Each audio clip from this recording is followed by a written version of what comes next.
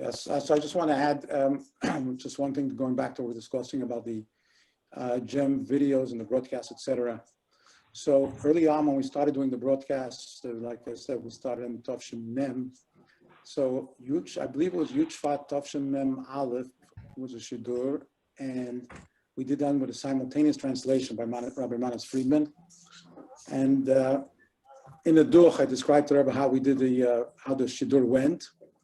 And subsequent to that, I think the Rebbe had a conversation with my father while the Rebbe was taking the Rebbe home, I believe it was, about the Shidur. And my father mentioned to the Rebbe that if the Rebbe wants, we have it on tape and the Rebbe can see it. And the Rebbe said, yes, he'd like to see it. And made up a time in a few days. Just after that, they should go into the Rebbe with the tape recorder, the player, and a monitor so the Rebbe can see it.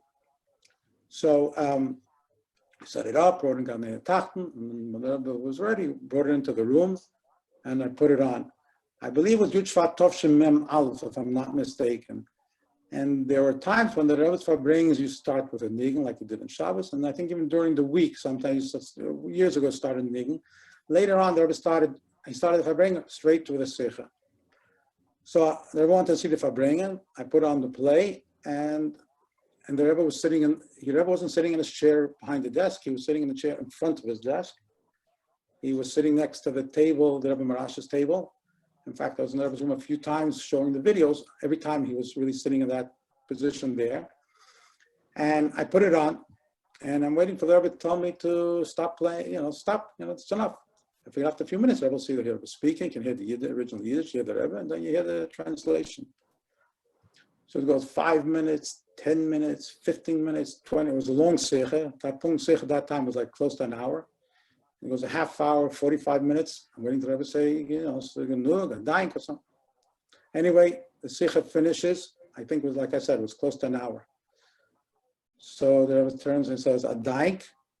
And he says, aber next to all, 5 boys a kirtza Secher. And to me, it was like, in a way, sort of mind-blowing.